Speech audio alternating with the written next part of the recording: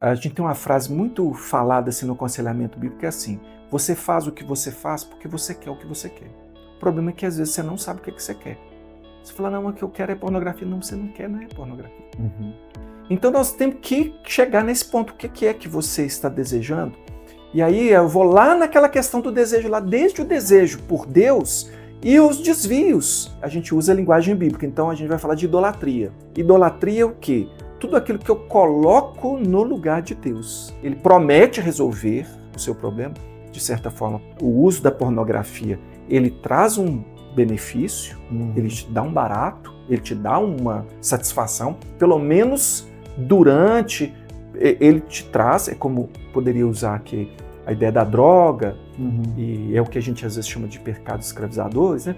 Mas o que você está buscando, ele efetivamente não te dá. O ídolo mente, ele não te entrega o que ele promete. Ele promete te dar paz, tranquilidade, ele promete equilibrar a sua vida, mas depois dele, o rebote dele é destruidor. E aí você está aqui conversando comigo porque você é um crente e você precisa lidar. Então você precisa reconhecer não somente o ídolo, que talvez você até já reconheceu, mas o que é que está funcionando na sua mente, nos seus desejos, que te leva a querer isso.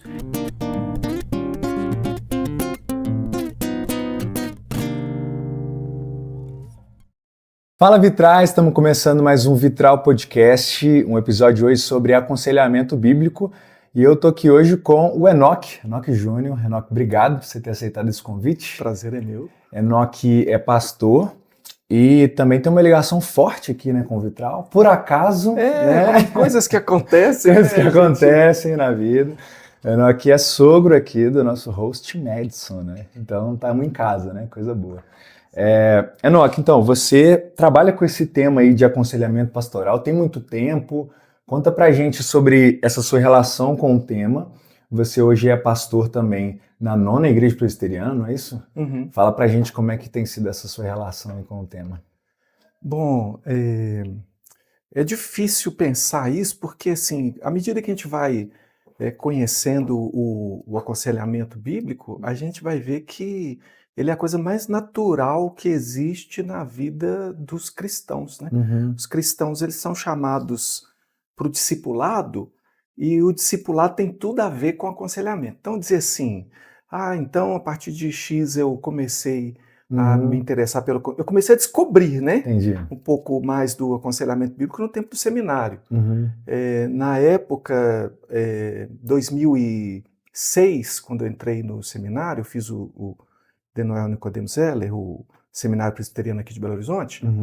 Tinha pouco tempo, eu acho que 1 ano ou 2 anos, alguma coisa assim, que o seminário tinha mudado a postura dele de integracionista para aconselhamento bíblico. Pelo menos é o que eu ouvi dizer. O meu professor de poimênica, que foi o meu professor também de aconselhamento, que trouxe esse assunto para nós, ele era psicólogo, reverendo Eliezer, e ele deu aula como integracionista há muito tempo, e aí passou por essa mudança de entendimento, e não foi uma questão de mudança só no seminário local, né? Foi uma mudança que parece que estava acontecendo no seminário de uma forma geral, da Igreja Presbiteriana. Então eu entrei e tive a matéria. E aí o despertamento para essa especificidade, estudar um pouco mais e tudo. Sim. Aí fui para o ministério, começando em 2010, e aí se torna mais intenso essa coisa de como que eu posso ajudar objetivamente pessoas com algumas questões mais profundas, vamos dizer. E no fim das contas todas são profundas. Sim, sem dúvida. Mas só te interrompendo antes de você continuar, explica pra gente essa distinção aí dessas abordagens que você falou, que o seminário de repente ele passou a ver de uma outra forma, com uma ênfase maior, como era visto antes, o que foi mudado? É porque tem uma história assim que é a história da igreja recente, né? A igreja, vamos dizer assim, o movimento evangélico, será que eu posso chamar assim? O que aconteceu? A gente teve aí final do século XIX e início do século XX, a gente teve um embate forte aí da questão do liberalismo teológico.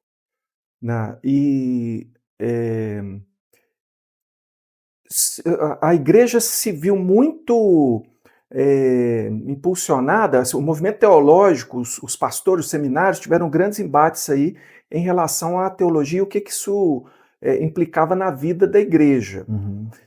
E nesse período, muita coisa aconteceu, né? Houve muitas mudanças em muitas áreas, mas de certa forma o que estava crescendo, você tem aí desde o final do século XIX, você tem aí o crescimento da psicologia como ciência particular, e a psicologia ela vem dessa ideia moderna, né, de uma ciência mais empírica, uma ciência mais secularizada também, e aí nessa efervescência, porque o liberalismo teológico tem muito a ver com uma racionalização da fé. Então, essa é a minha visão, tá? É o que eu acho da coisa. Os embates foram muito nos seminários, e o que isso ia... Como é que a teologia ia acontecer no púlpito, na pregação. Então, algumas igrejas partiram para o movimento liberal mesmo, e outras ficaram mais ortodoxas ali. A igreja presbiteriana está nessa linha mais ortodoxa, né? Mas, por outro lado, a psicologização ela é uma ideia que permeou a sociedade como um todo. A linguagem da nossa sociedade hoje é bastante influenciada pela linguagem dessa psicologia, das psicologias. Então, o aconselhamento ele tem um declínio do ponto de vista de ser uma atividade pastoral para ser uma atividade um pouco dividida.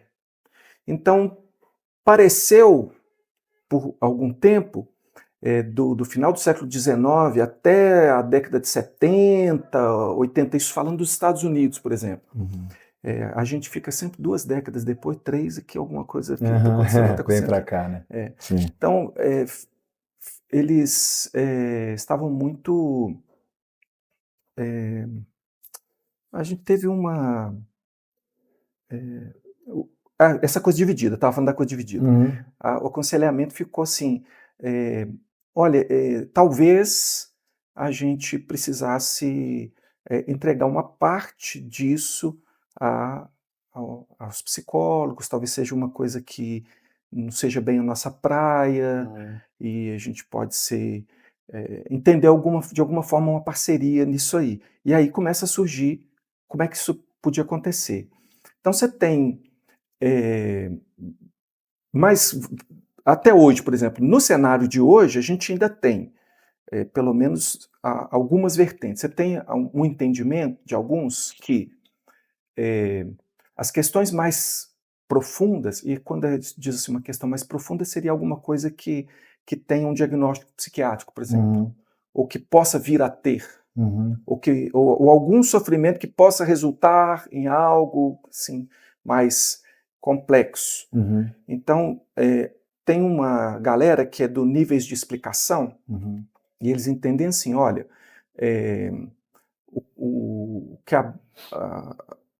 são coisas separadas. É como se eu dissesse assim, nós vamos trabalhar aqui um terreno, e aqui nós vamos chamar um agrônomo, e nós vamos chamar um paisagista. Os dois vão falar sobre a terra, vão falar sobre plantas e tudo, mas em perspectivas bem diferentes, porque as áreas são completamente diferentes, mesmo que os elementos sejam os mesmos. Então, níveis de explicação é uma ideia de que o que nós temos a falar para essa pessoa que está sofrendo, do ponto de vista da igreja, ou da religião, ou da Bíblia, porque níveis de explicação acredita na Bíblia. Da Bíblia tem a ver com a religiosidade dessa pessoa, com a salvação, com a relação dela com Deus. As questões da mente, as questões do sofrimento, são outro departamento. Então, nós só conversamos no corredor, no cafezinho ali. Mas a gente não tem nenhum tipo de relação direta, níveis de explicação. Aí você tem uma outra galera, que é a galera da integração. E eles dizem assim, olha, tem coisas boas aqui na psicologia, tem coisas boas aqui na teologia. E são áreas diferentes de conhecimento, mas são áreas que se conversam muito bem e que devem caminhar juntas e devem ser adaptadas para quê? Então aí surge a ideia de que o pastor é como alguém que entende um pouco de psicologia. Aí vem a chamada psicologia pastoral, que a pastorzada toda fez matéria de psicologia pastoral, né? Não apenas psicologia, que é matéria também no seminário, mas a psicologia pastoral. E dentro da ideia de psicologia pastoral, vinham propostas que tentavam fazer assim, uma amálgama, né? Juntar e fazer uma proposta que continha uma visão psicológica conjuntamente à visão bíblica. Então, essa visão aí da integração, ela foi a mais forte na igreja presbiteriana, nos seminários, durante muito tempo. Aí, na época que eu cheguei, então, que eu disse lá em 2005, aqui, pelo menos, tinha pouco tempo que isso tinha sido mudado para a visão do aconselhamento bíblico. Mas existem outras duas vertentes aí no meio do caminho que não são ainda o aconselhamento bíblico, que é aquilo que eu pratico, que eu acredito, mas a gente tem uma chamada psicologia transformacional e a gente tem uma psicologia cristã. A psicologia cristã, ela acredita na construção de uma psicologia do zero, mas com os pressupostos bíblicos. Então ela vai partir, ela não quer utilizar nenhum modelo já existente, no sentido assim, eu não quero pegar aqui a construção aqui da TCC, por exemplo, fazer uma adaptação, eu não quero pegar um conceito aqui psicodinâmico, fazer uma adaptação. Não, nós vamos fazer do zero. Então, eles têm essa proposta. Uma psicologia genuinamente cristã, com todos os pressupostos cristãos. E os defensores lá, o Eric Johnson, por exemplo, é um cara reformado, e aí ele procura a teologia dele, como ele apresenta, é bastante sólida, né, do meu ponto de vista. Mas a epistemologia dele, psicologia transformacional e a psicologia cristã querem a mesma coisa, construir uma psicologia do zero, mas que seja uma psicologia genuinamente cristã. Elas quase se confundem, quase não dá para a gente saber a diferença de uma para outra. Mas a epistemologia delas é diferente. Então, a epistemologia da psicologia cristã é a epistemologia moderna, que é aquela da ciência empírica, aquela em que você cria um modelo para fazer a aferição da verdade. Então, você vai fazer o teste, a verificação, vai construir dentro disso. E a psicologia transformacional, ela nega isso. Ela diz, não, a gente quer usar uma epistemologia pré-moderna. Na epistemologia pré-moderna, a verdade é conhecida por meio... eu me aproximo do objeto e ali, pelo meu relacionamento com o objeto, eu vou descobrir de que maneira eu vou conhecer. A epistemologia moderna, não, ela já tem um modelo dela. Olha, é assim que a gente faz a aferição da verdade. Então vem cá, encaixa aqui. Sim. O pré-moderno diz, não, nós vamos descobrir esse negócio lá. Mas a proposta é a mesma, assim, no fim das contas eles querem o mesmo resultado. Não vão chegar exatamente à mesma coisa porque eles têm um modelo epistemológico diferente. E finalmente a gente tem o aconselhamento bíblico. O aconselhamento bíblico, ele também difere basicamente na questão da epistemologia. Geralmente as pessoas ouvem primeiro as propostas do aconselhamento bíblico, a Bíblia tem todas as respostas e tal, e aí começa assim, peraí, como assim? Então, mas peraí, a Bíblia não tem resposta de engenharia, a Bíblia tem um monte de coisa, a Bíblia não tem resposta, essa conversa é meio furada. E aí o pessoal já até desiste do discurso, né? Quanto a isso, te ouviríamos em outra ocasião. Esse negócio de ressurreição tá meio pesado. Beleza, legal, Paulo. Antes estava dando, mas agora já, né? Não vou gastar meu tempo com isso não. Mas o ponto fundamental é epistemológico. Sim. O que faz a diferença é a epistemologia. Porque a epistemologia do aconselhamento bíblico, ela é revelacional. Uhum. Então, ela parte do seguinte, do efeito noético do pecado, né? Uhum. O pessoal sempre acha que tem a ver com Noé, né? E não tem nada a ver com Noé, né? Nada. É nous, né? Mente. É o efeito que o pecado teve sobre a mente humana. Então, a pergunta da epistemologia é como é possível conhecer? Se eu voltar lá no nível de explicação, são várias epistemologias dentro das psicologias, né?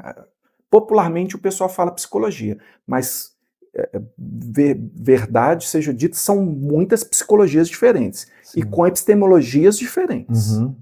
Tem até a pós-moderna aí que eu nem falei dela. Uhum. Então, níveis de explicação é o seguinte, vai lá para a igreja, buscar Deus mesmo, a Bíblia é a verdade, mas aqui conversaremos de outra forma. Aí pode escolher qualquer uma das epistemologias, qualquer uma linha aqui.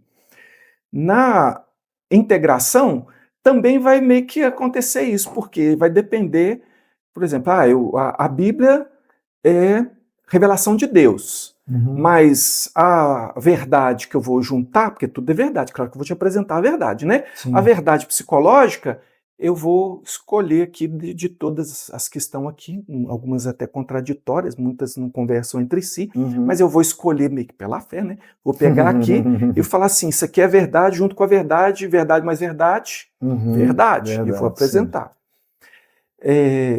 Agora, no aconselhamento bíblico, como é que eu sei o que é verdade? Então, como é que eu sei quem é o Bruno? Qual a verdade sobre o Bruno? Qual a verdade sobre o sofrimento do Bruno? Por que o Bruno está sofrendo? Qual o fundamento disso? Onde é que eu vou chegar na verdade? E a verdade a respeito do ser humano, ela é a verdade revelada, é revelacional. Então, eu sei que o ser humano, e isso, depravação total, né? Todos os seres humanos foram afetados pelo pecado, de modo que a minha capacidade de chegar à verdade sem Deus, ela é bastante prejudicada. Então, eu não tenho segurança quanto àquilo que eu possa vir a conhecer a parte de Deus. Né? Aí tem lá a discussão lá do Tomás de Aquino, falando que dá para chegar quase que lá, e aí precisa só um pouquinho de revelação, né? Mas ele também tem um pouquinho lá. Mas e tem a outra galera falando, não, sem a revelação não é possível conhecer a Deus e não é possível conhecer a verdade. Então, Calvino vai fazer essa proposição. Ele começa as institutos logo ali já falando de epistemologia, né? Como é que se pode chegar à verdade? Qual é a dificuldade de se chegar à verdade? Sim. E o aconselhamento bíblico, então, acredita que a verdade sobre o ser humano, a verdade sobre o sofrimento, a verdade do porquê das coisas é algo que eu vou saber, não pela pesquisa, não pela minha investigação, não pela razão, não por várias proposições epistemológicas, mas por uma revelação. E por isso, considerando que a Bíblia como a verdade revelada de Deus, então a gente tem na Bíblia uma base sólida de verdade. Então o aconselhamento bíblico vai primar pelas conclusões baseadas na revelação bíblica sobre o que é o ser humano. E aí, de certa forma, vai chocar com algumas percepções de outros campos de pesquisa. E então, o que vai fazer a diferença mesmo do aconselhamento bíblico é, no meu ponto de vista, que uma questão epistemológica, que a gente é baseado numa epistemologia revelacional. E é por isso que nós desconfiamos da possibilidade de alcançar uma verdade sobre o ser humano que não seja revelada na Escritura. Muito bom. Que aula, hein? Tá doido, hein? Que aula, hein? Muito bom. Show de bola, muito bom. Eu tenho muitas perguntas, sabe, Enoque, sobre sobre essa questão. Por quê? Qual que é a minha visão? Assim, eu fico pensando sobre essa forma de chegar à verdade, né? E aí, sim, eu não acho, não é nenhum contraponto que eu vou trazer, mas talvez seja um contraponto, mas é uma pergunta, assim, para entender como que essa teoria, digamos assim, se desenvolveu ao longo do tempo. Porque enquanto você falava, eu pensava sobre essa questão da construção do conhecimento, né, e da ciência, né? Porque toda teoria, digamos assim, quer se propor, quer se colocar como uma teoria sólida, toda teoria, pelo menos, mais moderna, digamos assim, né? Quer se colocar como uma teoria científica, com provas e etc, né? Digamos assim, como uma observação da realidade e dizendo assim, não, olha só, isso aqui é verdade, porque eu consigo fazer isso aqui ser observado em várias realidades, sabe? Então assim, não, isso aqui eu posso aplicar aqui porque eu posso reproduzir isso em outro lugar também e posso demonstrar isso através de provas. E o conhecimento da humanidade foi sendo construído de alguma forma dessa maneira, certo? Sim ou não? Aí eu quero te... Não. Isso, é ótimo. Você quer que você me corrija aí se você acha que eu estou errado. Porque a minha visão é, a ciência que a gente tem hoje é uma construção de diversos conhecimentos que foram se acumulando ao longo do tempo, através de observação, certo? A igreja, o conhecimento da igreja, ele é um conhecimento revelado, mas ele também houve construção ao longo do tempo, construção teológica, certo? Investigação, construção através de... E aí eu acredito que esse processo foi guiado por Deus, guiado pelo Espírito Santo, né? Pelo Espírito Santo que foi iluminando homens ao longo da história. Então existia investigação. Entende meu ponto? Assim, Entendo. como que, na minha cabeça, essa investigação científica e a investigação teológica, eu não acho que elas estão no mesmo, não têm a mesma natureza necessariamente, porque eu acho que há um milagre realmente quando você fala de fé cristã e teologia, etc. Mas a investigação é algo que foi dado pelo próprio Deus, sabe? Então aí está a minha dificuldade com a questão da rejeição, digamos assim, ou uma crítica muito forte à questão da psicologia, entende? Embora o que você falou é maravilhoso, assim, porque sabe muito, né? Então, assim, que eu já mudei de ideia já agora. Não, mas assim, eu queria entender mesmo, assim, esse lugar da visão da psicologia, porque tem a discussão também da psicologia ciência, né? Se é, se não é, né? Tem tudo isso. Mas pelo menos algumas linhas se propõem a ser, né? Mais científicas. Sim. Por causa dessa questão da observação e de replicar, né, etc. Mas enfim, queria saber qual a sua visão dessa questão epistemológica também, né? Da construção do conhecimento, da investigação da verdade e como que o aconselhamento bíblico vê isso, assim. E pensando também, comparando com outros aspectos da ciência, né? Porque em outros sentidos, eu acredito que a psicologia, o aconselhamento bíblico não vai rejeitar toda a ciência moderna, né? Não. E aí você me fala o que Tá. como você vê isso. E é interessante os termos, né? Eu adoro as palavras. Moderno. A proposição que você fez de ciência é uma proposição bem moderna. E aí a gente tem, assim, essa proposição é moderna do ponto de vista de uma construção de conhecimento que tem uma estrutura ou uma epistemologia com determinadas características.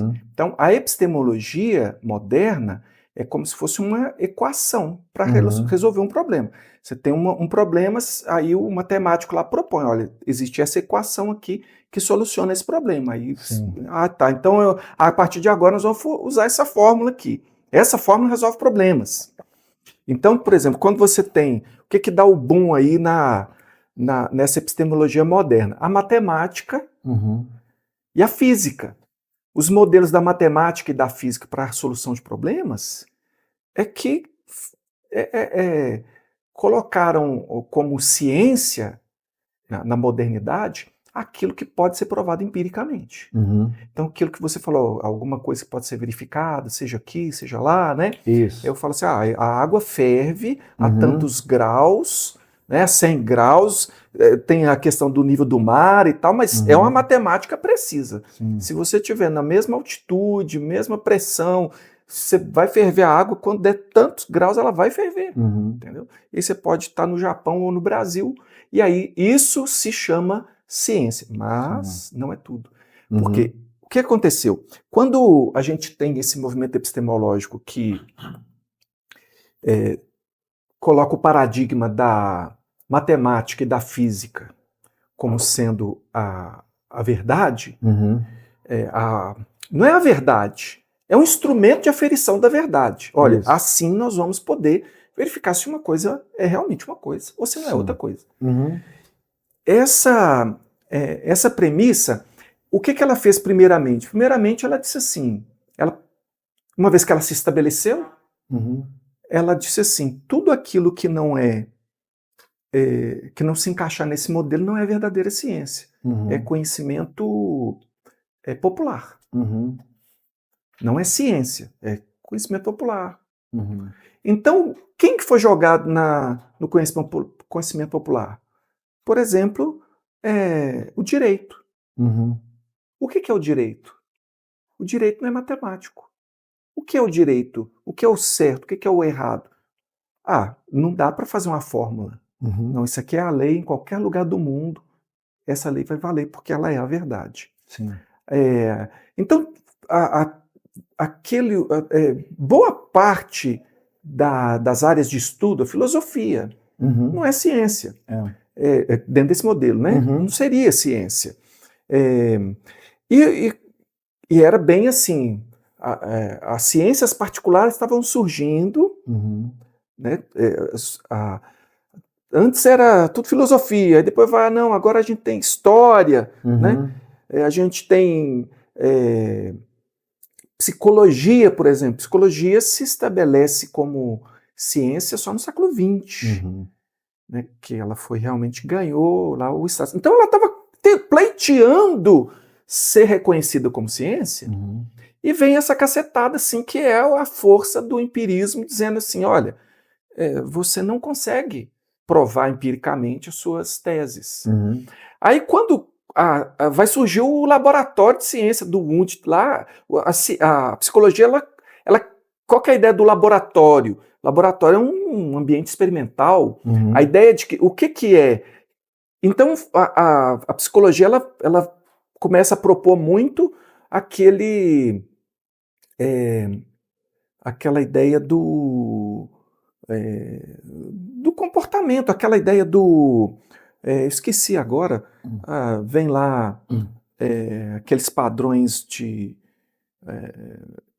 estímulo, recompensa, etc. Isso, né? Psicologia comportamental. Isso, tudo aquilo que pode ser muito assim. Não, a gente fez a experiência com os ratos aqui, ele se comporta, vai lá, fica sem água, mexe na chavinha e tal, e o ser humano também, ele pode. Então, mas isso não era tudo na psicologia, e muitas outras propostas estavam surgindo e tal, e estava uma discussão na área do conhecimento mesmo, o que é? Será que essa é epistemologia mesmo?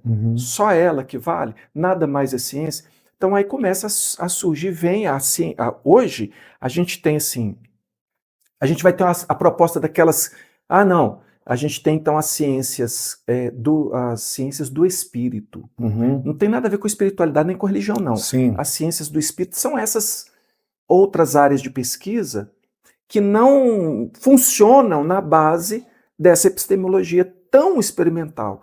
E aí vai desencadear essa área, essa epistemologia mais em voga hoje, que está muito presente na psicologia mais moderna, que é a epistemologia pós-moderna, em que a verdade não está lá. Não existe absoluto. Não existe a verdade, afinal de contas. A verdade é o significado que eu dou às coisas. Sim. Então, se numa ciência empírica acredita-se que existe uma verdade que pode ser alcançada, se eu utilizar a lógica, a razão, eu posso encontrá-la, eu preciso construir o método para fazer a verificação. Na pós-modernidade fala bobagem, porque a gente, olha, cada um né? E isso, claro, sempre tem a filosofia trabalhando aí, porque a psicologia ela se assenta sobre uma base filosófica. Sim. Aí, por exemplo, hoje, qual que é a filosofia que mais influencia as psicologias atuais? Talvez eu esteja exagerando, mas a boa parte é influenciada pelo existencialismo. Uhum. Então, por exemplo, quando você tem lá a famosa frase da Simone de Beauvoir lá, ninguém nasce mulher, torna-se mulher. Essa ideia geral de que a verdade é uma verdade construída. Tudo, até mesmo o ser humano, não existe esse tal ser humano. Não existe. Você é aquilo que você construir para ser. Então, a psicologia atual, ela precisa levar em conta que você... Quem é você? Cara, eu vou descobrir conversando com você, porque se você se identifica como X, Y, Z, então a partir daquela significação é que eu vou encontrar quem é o Bruno. Então veja que a ciência é uma simplificação. A gente dizer a ciência também não existe a ciência. Sim, existem as ciências. E as propostas são bem construídas, bem só. Talvez eu esteja sendo ultra simplista fazendo essa apresentação dessas epistemologias diferentes. Mas assim, a depender da epistemologia que eu escolher, eu te faço uma proposta de ciência, eu defendo, eu vou para a academia, eu faço meu doutorado e eu tenho espaço na academia. Então, eu tenho espaço na área do conhecimento, eu tenho uma certa notoriedade até, né, sei lá, se um lugar especial de fala, né? Mas eu, utilizando a ciência pós-moderna, me encontro com você, que é um matemático, você olha para mim e você fala assim... Sabe? Você me respeita, porque eu sou doutor, igual você é doutor em matemática, eu sou doutor em sociologia, mas os meus métodos não têm nada a ver com os métodos que você utiliza. E quando você ouve, você lê o pessoal que defende essa metodologia pós-moderna, essa epistemologia pós-moderna, eles consideram que eles assim alcançaram, eles superaram tudo, todo mundo superado. Sim. Toda pesquisa está tudo superado. Eles finalmente chegaram lá, sabe? Mas essa já vai. Tem alguns problemas que eles mesmos se encontram lá, mas cada um com seus problemas. Eles que se virem. Então, aí tá, vamos lá e vem cá. Aconselhamento bíblico é contra a pesquisa? De maneira nenhuma. Sim. Qual seria o relacionamento do aconselhamento bíblico com a pesquisa? Aí é que precisa haver qualificações. Como é que se estabelece esse relacionamento? Sim. E o que é... Então, por exemplo, se você vem e você diz, olha, eu preciso levar em consideração a psicologia, eu te perguntaria com bastante seriedade, qual? Aí você vai me dizer, não, eu quero te apresentar, quero conversar com você com base na comportamental.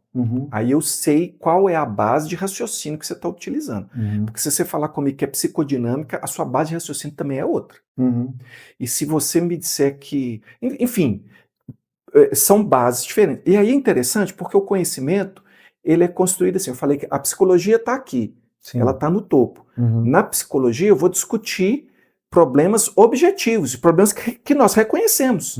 Tá ali, digamos, então para você não existe depressão? Não, nós não utilizamos tanto o termo depressão no aconselhamento bíblico. Mas se nós conversarmos sobre do que você está falando e do que eu estou falando, podemos dizer sim, existe. A descrição feita, eu pego o DSM, né, que é aquele livrão lá, que faz a descrição de um determinado transtorno. E está lá a descrição da depressão. Aí você traz o DSM para mim e fala assim, ô Enoque, você é do aconselhamento bíblico, você não acredita nisso aqui não? Falar, essa descrição aí eu conheço. Sim. Fala, então, mas aí está a descrição de um comportamento. Aí não fala por quê que esse comportamento se estabeleceu. E no DSM também não tem o prognóstico, não. Você vai ter, claro, as proposições aí. Se você for na psiquiatria, você tem uma proposta medicamentosa, porque a psiquiatria vai oferecer um medicamento que vai ajudar a lidar com aquela situação. Se você for em algum ramo da psicologia, ele vai te dar uma proposição para lidar com aquilo que está no interno de seu aí, que está ocasionando aquilo, vai te ajudar a tentar se... Depende da linguagem, depende de quem que está falando. Se ressignificar, ou se reorganizar, ou seja lá, alguma coisa. Então, nós achamos que as descrições são geralmente muito boas. Mas que quando a gente vai para antropologia, para as definições do ser humano, para a definição de saúde, a gente pega a definição da Organização Mundial de Saúde e fala, pô, ela é totalmente secularista. Ela não leva em conta a alma. Sim, entendi. Então, por exemplo, se eu tenho uma definição de saúde, eu tenho uma definição de doença. Então, se eu tenho uma definição de doença, que no caso da mente vai ser chamada de transtorno, muitas vezes, então eu quero trazer a pessoa da condição de adoecido para a condição de saudável. E qual que é a minha definição de saudável? Biológica. Mas se eu tenho umas biológicas, biológico, emocional, eu não tenho uma definição antropológica completa como a Bíblia me dá uma definição do ser humano mais ampla. Então, eu tenho uma definição, a biologia é uma parte do ser humano. Mas as emoções, psicologia, né? Psiquiatria, psique, alma, né? Então, mas nossa ciência trata da alma. Mas a alma para você é o barulho do liquidificador. Já ouviu essa? Não. Porque o barulho do liquidificador existe? Ele é só um reflexo do que está acontecendo nessa parte física, digamos assim. É isso. Ninguém nega que o barulho do liquidificador existe. Liga lá para você ver, olha que coisa horrível, tá? Desliga aí. Né? Mas exatamente isso, desliga e já não existe mais. Segundo a Bíblia, quando desliga, não desaparece a alma. No pensamento secularista, se desligar o Bruno, não existe mais Bruno. Então, a definição antropológica é muito diferente. A gente parte de um ser humano definido de uma forma diferente. A gente parte de que o adoecimento é uma coisa diferente. O que é a doença? Então, a doença, do ponto de vista médico, não que o médico não considere as emoções, até a psiquiatria vai justamente tratar dessas coisas que são psicossomáticas e desses transtornos que refletem no físico. Mas só que, para eles, a alma não tem substância, ela não existe realmente. Então, a visão é incompleta. Ela é desprezível de maneira nenhuma, porque nós somos corpo também. Agora, quando vai para a psicologia, quem é esse ser para além do físico? O psicólogo não prescreve medicamento, nem te dá dieta alimentar, ele não vai lidar com o seu físico, mas ele vai lidar com o seu interior. E no pensamento do psicólogo, quem é você? Depende de qual base. Mas, via de regra, todas são secularistas, todas são naturalistas. E isso tem a ver com origem. Qual a origem do ser humano? A evolução. Nós somos um acidente do universo. E um acidente que deu nisso aqui, legal, bacana, vamos tratar disso aqui. Poxa, então eu parti de um lugar equivocado. Será que eu vou chegar a bom termo? Então, esses são os questionamentos. Então eu digo que sim, a descrição está aqui no meio, a descrição do problema. Uhum. A pesquisa do porquê, as psicologias vão fazer diversas propostas diferentes. Por que você chegou nesse problema? Inclusive, tem algumas que falam assim, não queremos saber do passado, a gente só vai falar daqui para frente, porque a gente desistimos de tentar encontrar. Nem importa, o importa é melhorar. E aí vai partir daqui para frente. Então, a prescrição também, ela é complexa. Por quê? E aí, o aconselhamento bíblico, claro, ele tem ele vai ter o seu efeito pleno na vida de uma pessoa que nasceu de novo. Porque o que é saúde do ponto de vista de Deus? Qual que seria o padrão? Você está doente, eu vou levar você para a saúde. Qual seria o padrão de saúde? O padrão de saúde é Cristo. O padrão de saúde mental, o padrão é Cristo. Então, era Adão, mas Adão se desviou. Então, o problema, o efeito noético do pecado, causou o adoecimento, causou o desvio de objetivos do ser humano, desvirtuou ele e tirou dele a capacidade de conhecer perfeitamente. Então, o problema do homem se resolve com um Salvador. Ele precisa ser resgatado. Então, a prescrição se eu não tiver uma boa avaliação do que seja saúde, a minha prescrição não pode te levar à saúde. Se eu não sei o que seria o padrão de saúde, do ponto de vista que eu creio que seja mais completo, que é o padrão bíblico, eu não tenho saúde por meio apenas de uma visão material sua, biológica. Eu não tenho uma saúde apenas entendendo comportamentos e entendendo somatizações, entendendo algumas questões que vão se transformar mesmo num transtorno. A descrição, aí eu falo, a gente acha útil as descrições, mas a gente acha complicadas as prescrições. Sim. Não vão necessariamente levar àquilo que nós acreditamos que seja a necessidade do ser, que não é só melhorar, que não é só parar de sofrer, que não é só se sentir melhor. Né? Porque se sentir melhor é uma coisa muito boa, mas não é tudo. E aí o aconselhamento bíblico acredita que outros modelos são insuficientes para levar o ser humano onde ele precisa chegar. Entendi. Interessante. Muita coisa boa, né? Então, mas quero trazer um outro ponto. Então, você falou sobre essa descrição. Essa descrição, ela também foi construída através de uma observação, certo? Sim. Então, eu queria entender sobre esse desenvolvimento do método do aconselhamento bíblico.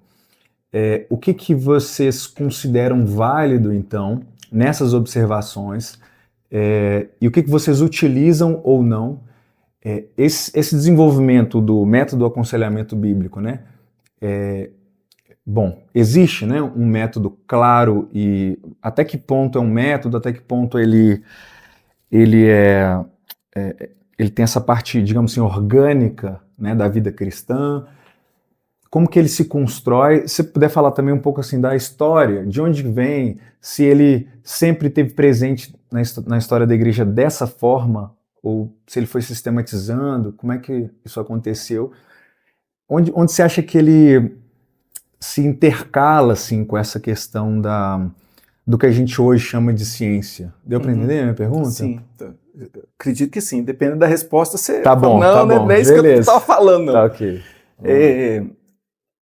Olha só, sabe qual que é a dificuldade? É o seguinte, a gente vive poucos anos, né? Tô com 53. Você está com quantos anos? 29. 29. Então, a gente... se eu falar com você em 50, 100 anos, eu tô falando de muita coisa, né? Se eu te falar 150 anos, mas na ciência não é nada. Sim. Na história, 150 anos não é nada. 200 anos. Porém, a gente tem o movimento da linguagem é muito rápido. Então, se você pegar um livro escrito no início do século XX, você vai ter um pouco de dificuldade de ler, porque os termos que estão ali, muitos caíram em desuso. E você pode ter um problema de interpretação, porque algumas palavras elas também mudam de significado, elas passam a ser usadas, né? Existe um campo semântico, né? Então a palavra está aqui, né? Isso aqui é a palavra. E existe um campo de significação aqui. E isso meio que se desloca. Né? Existe também o seguinte, novos termos surgem. Sim. E aí, alguns termos começam a ganhar expressão. E eles começam a ganhar espaço dentro da comunicação. Por exemplo, você não diz que vai conectar... se você disser que eu vou conectar o cabo aqui no meu celular, ou se você disser que eu vou plugar, que é uma palavra meio inventada, né? Recente, né? Sim. Ela está dentro do nosso campo de compreensão. Ela ganhou espaço e uso no nosso vocabulário. Por que eu estou falando disso? Estou falando por causa da linguagem psicológica recente, que eu falo que é a psicologização da linguagem e da sociedade. Então, quando você me faz essa pergunta, quando que surge? Por que, talvez, eu imagino que você me faça essa pergunta? Porque a ideia da psicologia, e aí, para a psicologia, eu estou usando todo o campo, tá? Da psicologia, estou envolvendo tudo, psiquiatria, todas as terapias, tudo aquilo que está relacionado a essa iniciativa de ajudar o ser humano. Né? Tá, boas intenções, não duvido das intenções de ninguém, todo mundo quer ajudar. Mas, então, quando a gente pega, por exemplo, o desenvolvimento mais recente e a produção de definições, se eu pego, por exemplo, o DSM-5, que é o último livro com as descrições dos transtornos, é a base que tanto os médicos utilizam para fazer os diagnósticos hoje, como os psicólogos também, apesar de que o psicólogo faz menos diagnóstico, mas é uma base de orientação e também de conhecimento para ele lidar, né? E aí você fala assim, mas o que o aconselhamento bíblico está produzindo, o que ele propõe? Né? Porque se falar, se você perguntasse qual que é o método da psicologia, eu já faria a pergunta, qual psicologia? Claro. E o aconselhamento bíblico é uma vertente. Né? Qual que é a proposta do aconselhamento bíblico? Quando que ele surge? Não caiu de paraquedas? Há quanto tempo? Né? Ou é algo maior? Então, geralmente, quando se fala em aconselhamento bíblico, o pessoal vai lá na década de 70 e fala em Jay Adams. É um equívoco. Porque não é algo que não se deva falar. Porque o Jay Adams é bastante marcante, muito importante dentro do aconselhamento bíblico. Não dá para falar de aconselhamento bíblico sem citar Jay Adams, é verdade. Mas o que acontece? O Jay Adams, ele levanta uma bandeira no momento em que quase ninguém estava falando mais em aconselhamento, pensando aconselhamento bíblico como uma atividade nem pastoral, quanto mais algo que a igreja pudesse trabalhar. Você tem, assim, naquela época, já se tinha assim, uma infinidade de doenças, transtornos, né? Mais transtorno mesmo, sendo apresentados. Então, há muita coisa, há muitas teses relacionadas à área da mente que estão já na linguagem. Veja que todo mundo fala assim, trauma. O Freud pegou um termo da medicina, né, ou até mesmo o trauma como o evento da pancada, né, do dolorimento, do machucado, e transpôs para o ser humano como algo interno do ser humano. E hoje em dia qualquer pessoa fala, o fulano está traumatizado, Sim. porque isso caiu no popular. A linguagem, ela está dominando. Nós reconhecemos com muita facilidade o que é psicologia, o que são as propostas da psicologia. E enquanto isso crescia, enquanto a linguagem era dominada pela psicologização, os teólogos estavam falando pouco. E aí você fala assim, quando é que surge o aconselhamento? Gente, o aconselhamento bíblico surge em Gênesis. Deus aconselhando preventivamente o homem a não comer do fruto, dizendo qual era o resultado. Deus intervindo ali com Caim e dizendo, por que descaiu o teu semblante?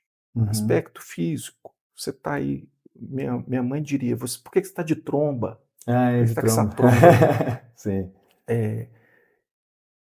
Se procederes bem, não é certo que serás aceito. Ele estava com um conflito interno e ele estava atribuindo esse conflito ao irmão dele.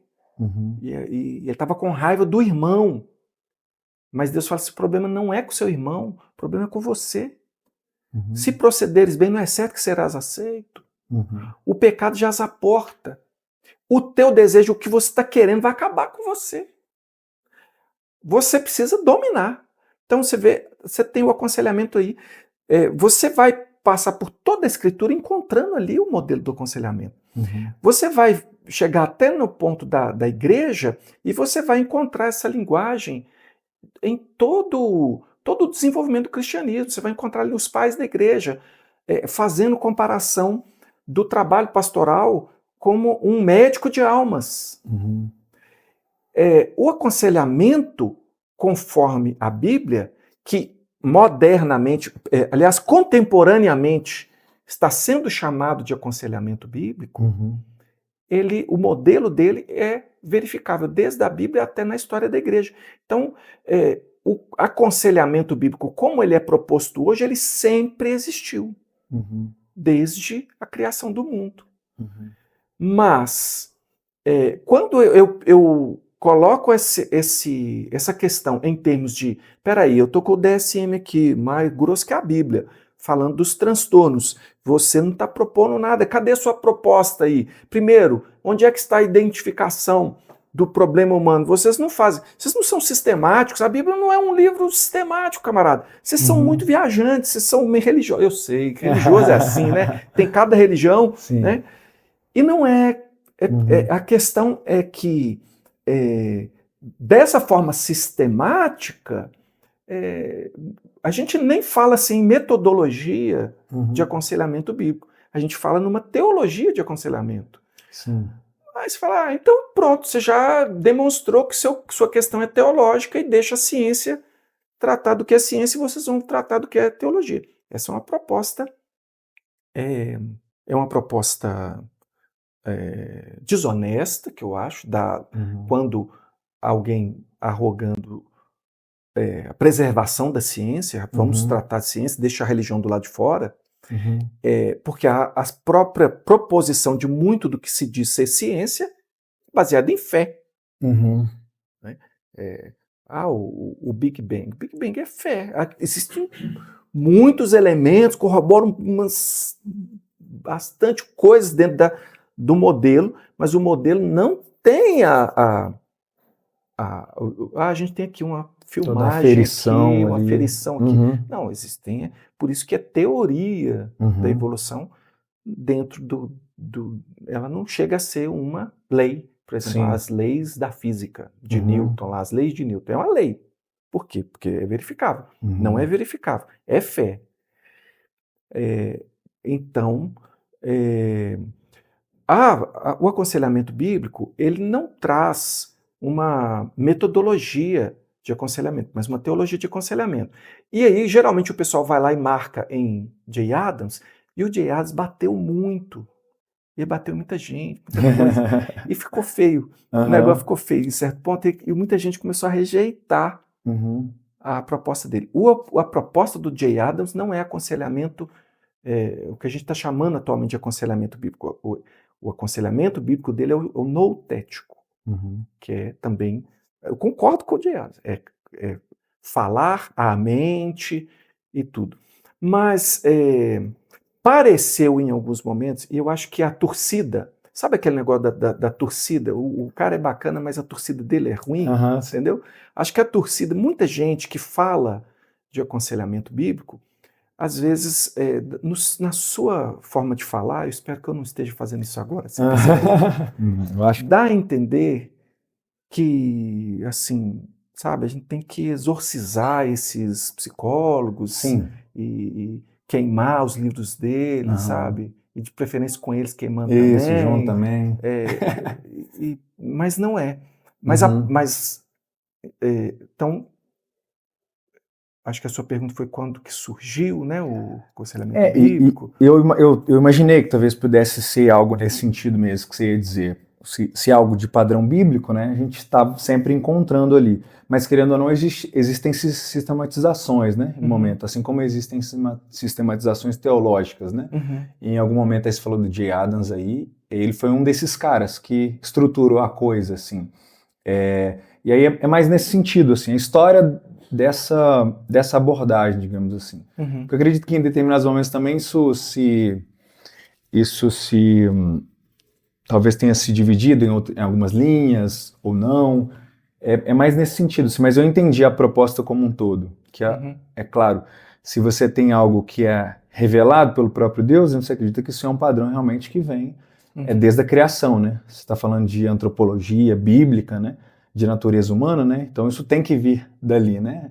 Necessariamente, né? Sim. Mas também eu queria saber desse aspecto histórico também da coisa, assim, né? Ao longo da história e dessas figuras importantes, assim, do aconselhamento bíblico. A gente fala agora, por exemplo, no aconselhamento bíblico, tem até um livro que se chama, né, Aconselhamento Bíblico depois de Jay Adams, que fala desses desenvolvimentos, dos nomes mais recentes que tem falado. A questão é a seguinte, não é que surgem pessoas desdizendo o que Jay Adams disse, falando de... acho que o que tem acontecido é que falar dos anos 70 para cá, como eu disse, é super recente. Sim. É muito recente. E o que a gente precisa levar em conta é o que aconteceu na história, o declínio. Porque até o século XVIII, você tem vários livros que tratam de emoções, escritos por puritanos, escritos por... Sempre houve, além, né, não, a Bíblia está dizendo, sempre houveram pessoas escrevendo a respeito do cuidado da alma. Sim. E os pastores sempre foram vistos como os cura-d'almas, os médicos de alma. Isso desde o primeiro século. É uma linguagem comum na literatura encontrar isso, essa associação.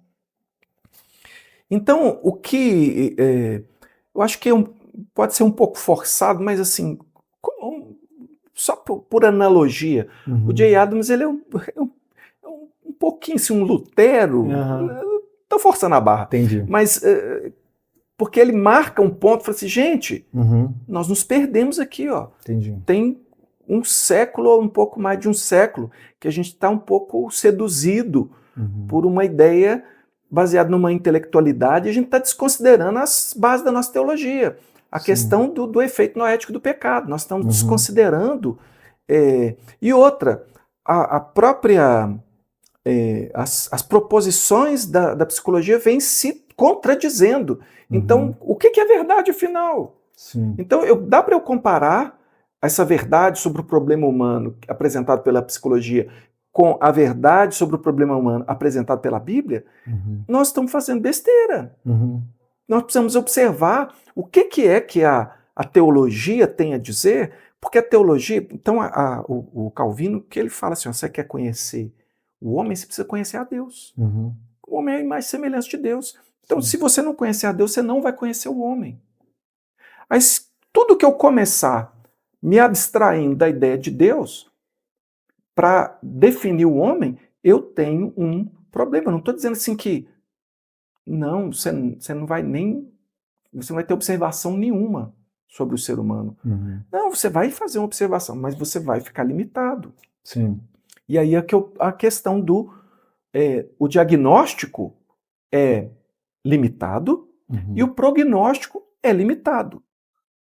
O diagnóstico bíblico sobre o ser humano, o que é a proposta de Jesus? Vinde a mim, cansados, sobrecarregados, eu vos aliviarei. Como é que isso se dá? Por que ele pode fazer essa proposta? Como que ele resolve o problema? Sim. De fato, você fala de um desenvolvimento teológico. E quando você fala assim, olha, Deus guiou na história o desenvolvimento teológico, eu posso dizer com segurança, na minha profissão de fé, eu digo que ele guiou os autores bíblicos. E eu posso dizer que a Escritura é sagrada. Sim. Agora, os teólogos e o desenvolvimento teológico, eu vejo, onde eu vejo problemas justamente quando a conformidade com a Escritura não está legal. Então, os movimentos teológicos, os debates teológicos, eles não trazem uma novidade teológica. Então, eu lembro de um professor meu falando, olha, minha esposa ela é doutora em enfermagem e ela é pesquisadora. Então, ela fala o seguinte, olha, a gente tem que ler os artigos, porque se você está lendo um livro, você já está ultrapassado. Isso, sim. Ele fala, no nosso caso na teologia é o contrário. Sim. Quanto mais você quer se aproximar da verdade, mais você tem que voltar. Mais você tem que se aproximar daquilo que é o original. Sim. Por quê? Porque eu tenho uma ideia de uma verdade completa apresentada por Deus. Sim. Agora, como que eu me aproximo dessa verdade? Como é que eu vou chegar ao conhecimento da verdade? Eu vou chegar ao conhecimento da verdade, primeiro eu preciso nascer de novo. Eu falo, essa é a verdade completa. Não estou dizendo que não há verdade, por exemplo, nas descrições que eu falei. Eu acho que é muito válida a descrição. Mas como que eu chego à verdade? Como que eu chego à verdade sobre o problema humano? Se eu não reconhecer Deus, se eu não reconhecer o efeito do pecado, se eu não reconhecer como que o ser humano, lá na sua antropologia, ele se desvia. Né? O Jonas Madureira, ele fala... Está citando um outro cara que eu não lembro quem é, mas ele fala do ser humano, assim, o ser humano é um ser desejante, nas definições dele, o ser humano. É um ser desejante. Por que ele é um ser desejante? Porque quando Deus criou o homem, ele fez o homem alma vivente, e o homem passou a ser alma vivente, não passou a ter alma vivente. E alma é uma palavra no hebraico, nefesh, que está relacionada também a fome e a garganta. Então, Deus cria o homem essencialmente como um ser desejante. Ele é alma, e ser alma é desejar. E o homem foi criado desejando Deus. O desejo supremo do homem é Deus. Mas quando ele se desvia o desejo dele, e ele coloca no objeto, no fruto, que daria a ele algo que ele desejou distintamente de Deus, o problema se estabeleceu ali. E ele não consegue retomar. E Deus disse assim, é morte. Então o homem ser resgatado da morte, essa morte não é só que o homem comeu lá e não morreu, não era maçã envenenada, né? Sim. Ele não morreu. Aí você vai entender os aspectos dessa morte, como é que essa morte se desenvolve, como é que essa morte se estabelece, por que nós estamos lidando, o que é lidar com a morte, o que é lidar com a corrupção. A Bíblia usa a palavra corrupção para a ideia dessa degradação, que tem a ver com a morte. Você vai degradando até que um dia deita no caixão mesmo e enterra. Sim. Então, essa compreensão do que degrada o ser humano, do que afeta o ser humano, se ela não é completa, ela tem problemas. E é por isso que o aconselhamento bíblico se posiciona de uma forma diferente. Ela quer partir dali. E acredita que o fundamental está revelado na Escritura. Sim. E a partir desses fundamentos é que a gente vai fazer essa construção. Daí que o Eric Jones falou assim, exatamente, aí nós vamos construir uma psicologia Só que aí ele pega uma outra epistemologia, que não é a revelacional e quer construir.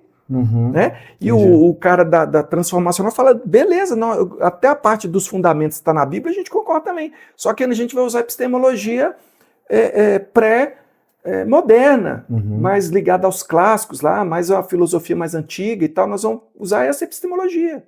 Sim. E aí, quem é do integracionismo, acho que nem presta muita atenção nas epistemologias, porque cada um junta pega de um diferente e vão criando. E a base precisa ser revelacional, para eu partir, pelo menos, do que é saúde, do que é problema, do que é o fundamento do problema humano. E daí, depois eu vou considerar quais são os desenvolvimentos disso. Legal. Mas assim, Enoque, para a gente já caminhar para o final, eu queria entender como é que é esse processo na prática também, né? Você falou sobre o DSM, por exemplo, mas falou de teóricos também. No dia a dia ali do aconselhamento bíblico, primeiro como funciona assim, são encontros semanais ou coisa bem prática assim mesmo, para quem nunca teve contato com essa dinâmica do aconselhamento bíblico, e também as abordagens ali, né? Pelo que a gente estava conversando até antes aqui, vocês buscam também ter termos próprios, né? Para olhar para cada problema e também não usar uma linguagem necessariamente psicológica, certo? Mas vocês vão até lá, até alguma fonte às vezes, e pegam dali alguma coisa no sentido de uma descrição também? Ou não, vocês buscam observar aquilo que já foi observado, vocês buscam adotar aquilo que já foi observado dentro do aconselhamento bíblico, dentro dos teóricos do aconselhamento bíblico, na história da igreja, teologia. Como é que é isso? Eu não sei se você já viu que eu sou muito falador, né? Estamos juntos, somos dois aqui, tá tudo certo. Não sei se eu consigo responder isso com poucas palavras, vou tentar. O que acontece é o seguinte, depois corta tudo, né? Sai cortando, tirar metade do que ele falou aqui, deixa só esse finalzinho aqui. Não sei se eu me perdi já na pergunta. Qual que é a pergunta? Nessa questão mais prática primeiro, assim, dia a dia. É semanal, não é? A pessoa procura, por exemplo, eu não quero fazer aconselhamento bíblico com você. Tá, então vamos primeiro o seguinte, você quer fazer um aconselhamento bíblico comigo, né? Então tá. Você... Vou falar assim, o ideal. O ideal seria o seguinte, primeiro, a gente acredita no aconselhamento, que o aconselhamento bíblico ele funciona para quem nasceu de novo. Se você não nasceu de novo, o aconselhamento é evangelização. Então, o aconselhamento, uma abordagem que não for de aconselhamento bíblico, você procurou um psicólogo. Ele também vai trazer boas novas para você. Ele vai te evangelizar também. Ele vai te conduzir dentro de uma crença. Então, para eu poder trabalhar com você, eu preciso levar você a entender o problema fundamental. Então, o problema fundamental do homem tem a ver com a queda. Né? Nós fomos criados por Deus, então há propósito. Veja que se não tem criação, não tem propósito. Pode ser qualquer coisa. Mas se há criação, então existe propósito. Então existe um certo e um errado do que deva, né? Não vou me restringir a dizer, senão você tem que se sentir bem com aquilo que você está vivendo. Não existe certo e errado. Não, existe certo e errado. Aí, o ideal, o aconselhamento bíblico, ele não deve prescindir da igreja. Porque a dinâmica de Deus não é a dinâmica do consultório. A gente não tem um consultório de aconselhamento bíblico, um gabinete, sei lá, né? O que é? Um consultório mesmo, né? De aconselhamento. Não sei como é que o psicólogo tem o quê? É o consultório. É consultório? Mesmo, né? Então, não é um consultório de aconselhamento bíblico. Então, a dinâmica da transformação, da ação de Deus a favor da mudança que você precisa, ela acontece no contexto geral da igreja. Ela não se restringe ao aconselhamento, tipo, não, a igreja, o culto, tudo lá, e problemas, vamos para o gabinete de aconselhamento de bíblico, aconselhamento bíblico, e lá vai me resolver isso. e aí nós vamos ter as sessões e tal. Não, não é uma coisa assim. Mas, então, nós somos irmãos, convivemos na igreja, e o contexto da igreja, ele trata na conversa. Então, agora nós vamos conversar especificamente, né? A Bíblia diz: confessai as vossas faltas uns aos outros para seres curados. Vamos abrir o coração, vamos chegar ao porquê que você está vivenciando isso aí. Essa investigação, ela parte de uma premissa que é a seguinte: você nasceu de novo, você está dentro de um processo já, que é um processo que Deus está conduzindo, chamado santificação. Então, o processo entre o Bruno, o cara perdido, né? Sem saber para onde ir, sem caminho, e o Bruno perfeito, o cara com a saudável, vamos dizer assim, né? Saudável do ponto de vista de quem? Do ponto de vista bíblico. Quem que é o Bruno do ponto de vista bíblico, o cara saudável, perfeito? Saudável e perfeito é ele semelhante a Cristo. Quando se atingir o que a Bíblia chama da perfeita varonilidade, né? Atingir a estatura de Cristo. Camarada, quando? Quando vai ser isso? Para mim, só na eternidade. Na eternidade, né? exatamente. Só que entre a sua conversão e a eternidade tem um processo. Então, o processo, ele pode... O aconselhamento, ele está dentro desse processo. Ele está dentro da caminhada desse processo. É um processo que está se desenvolvendo na sua vida. Então, nós vamos tratar de uma questão específica. Digamos que nós vamos conversar e você está com uma... se eu fosse usar uma linguagem psicológica, seria tipo uma compulsão por pornografia. Então, você vai contrariar o padrão geral, que é de esconder o pecado, esconder os problemas, e você vai abrir o coração aqui, vai conversar comigo sobre a dificuldade objetiva que você está tendo com a pornografia.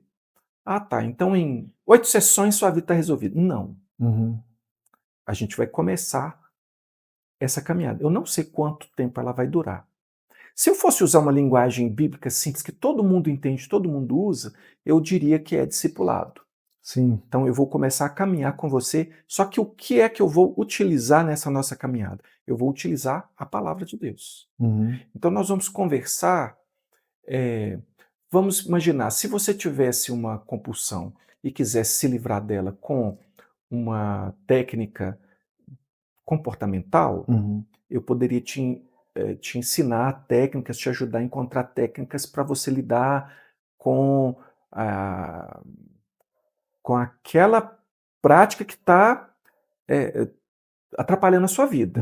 E aí você vai contornar aquilo ali para você não fazer.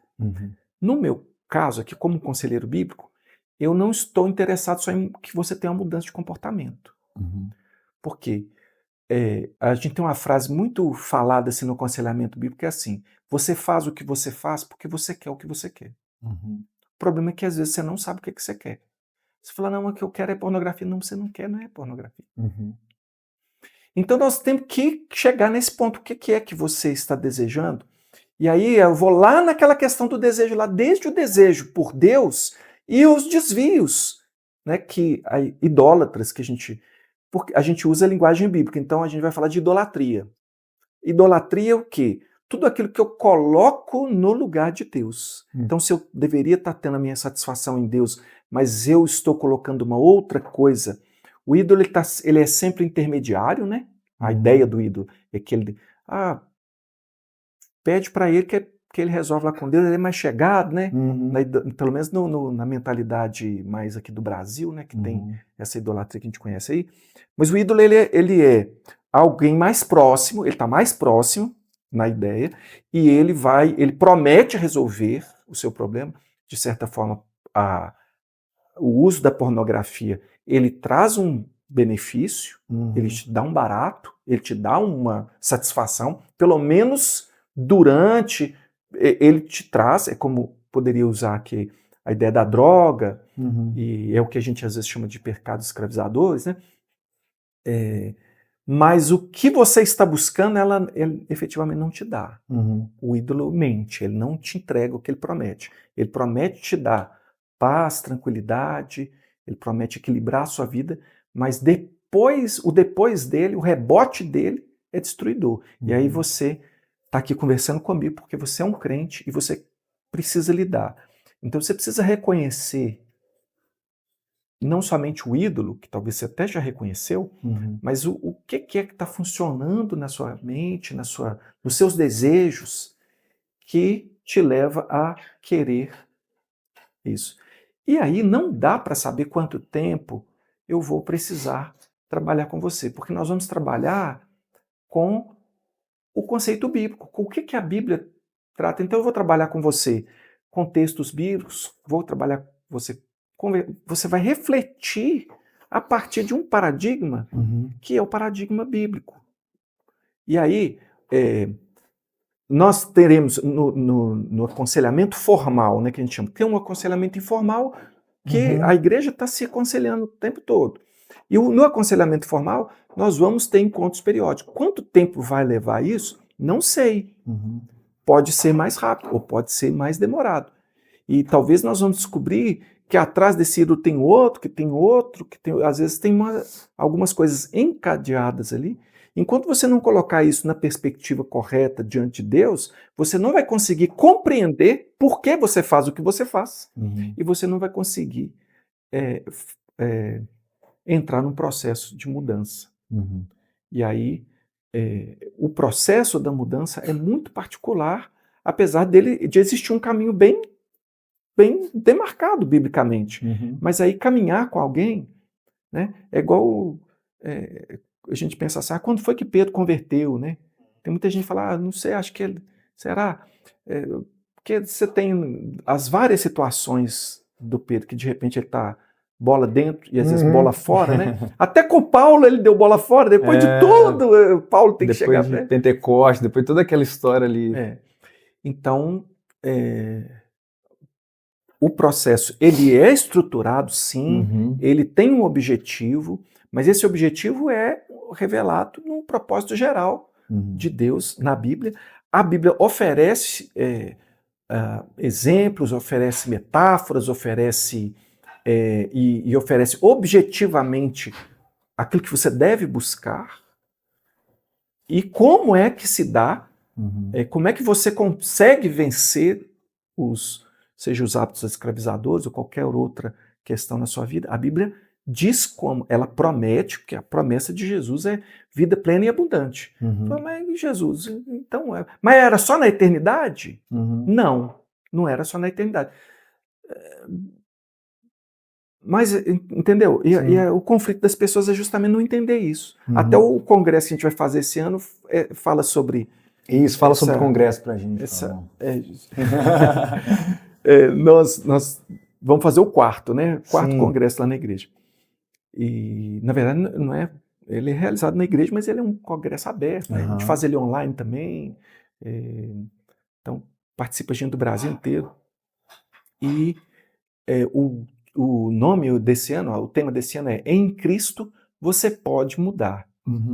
O que é uma afirmação bem audaciosa. Né? Você pode mudar? E tem coisas que as pessoas acham que não pode, que não tem como mudar. E a promessa, a gente fala, bom, então vamos ter que decidir se a Bíblia é a verdade mesmo ou não é. Se ela promete que vai mudar, então como é que é? Então o desafio do congresso é responder isso. Então como que é? Então nós queremos falar do conceito da mudança, o que é a mudança, qual que é o processo dessa mudança, como que funciona a igreja nesse processo da mudança. A gente quer dar um panorama assim, de como funciona o aconselhamento bíblico, mas trazer algumas questões práticas, trazer alguns assuntos. Pornografia, por exemplo, é um dos assuntos que a gente vai colocar assim, vamos tratar um caso aqui, vamos tratar uma questão objetiva? Assim. Então, a proposta é em Cristo, e a chave está no em Cristo, já dou a dica. Quem lê a Bíblia, não, pode ir no congresso, mas sem entender, vocês nem precisam ir no congresso. Só que a gente vai falar o como, né? Porque eles falam, você propõe, mas não entrega, né? Não, a gente quer dizer como é que Deus, como é que... Então, e outra coisa, sabe qual que é o grande diferencial do aconselhamento bíblico? É que a gente tem um redentor vivo e ativo. Não é algo que você vai fazer apenas para mudar. Não é algo que você vai entender e vai mudar. O processo da mudança, ela envolve a ação de Deus, direta, presente. Nós temos essa presença de Jesus por meio do Espírito Santo, por meio da palavra viva. Tem uma ação espiritual e aí o povo das outras propostas fica para assim, trás. Cara, você apelou aí agora, foi pro né? chefão. Quer dizer que Deus não está comigo aqui? Não, irmão, não tudo é isso que eu estou falando. Eu estou falando que você pode falar também. Mas Jesus está. É uma proposta, né, que tem essa presença e esse agir de Deus. E há, então, realmente milagre. Se você perguntar para o psiquiatra, há milagre? Ele vai dizer, não há. Né? Ele não vai te prometer milagre. O psicólogo não vai te prometer milagre. E também, agora, para o crente, para quem tem um encontro verdadeiro com Cristo, sim, há milagre, há transformação, sim. É a promessa bíblica. E a santificação, né? Eu sou pastor reformado, né? Na soteriologia reformada, porque tem a coisa da eleição, o povo não gosta de nós. Vocês são muito metidos, vocês são escolhidos, né? Então eu falei, não fui eu que escrevi, não. A Bíblia que tem essa palavra, depois você... Mas o negócio a santificação é o único processo em que tem agência dupla. Que a Bíblia diz, tanto santificai-vos, como mostra Deus como santificador. Sim. Então, essa caminhada, né? Deus e o homem. Sim. Né? E o Enoque andou com Deus, sabe, né? Aí, né? E eles se andaram, né? Lá, né? Andaram, e andar com Deus aí é a melhor coisa que tem. Enoque concorda com isso. Amém, os dois Enoques, né? Amém, coisa linda. Então, gente, a gente tem um quadro aqui no final chamado Fofoca Reversa, onde a gente indica coisas, né, pra galera aí, não necessariamente sobre o tema, mas coisa boa. Então, se você puder indicar pro pessoal materiais ou de outros assuntos também, fique à vontade aí, se tiver alguma coisa em mente aí. Tá. Vou começar indicando o nosso congresso, já falei, né? Vai ser de 14 a 16 de agosto de 2025. Onde o pessoal acha? A página do Instagram? Só entrar no Simpla. Legal. E pode fazer inscrição lá pelo Simpla, vai encontrar lá. Só digita lá aconselhamento bíblico, você vai achar a gente lá, né? Pela Nona Presbiteriana. Pela Nona Presbiteriana. É realizado pela Nona Presbiteriana através do Vida e Piedade, que é esse ministério que trabalha essa área. Não é só da Nona, não. Legal. Vida e Piedade. Agora, eu indicaria gente que está produzindo muito material bom na área de aconselhamento bíblico. Eu indicaria Editora Nutra. Você pode ler à vontade. Editora Nutra é uma das melhores editoras hoje e ela é dedicada a aconselhamento bíblico. Joia demais. Eu confio demais no material que eles têm feito.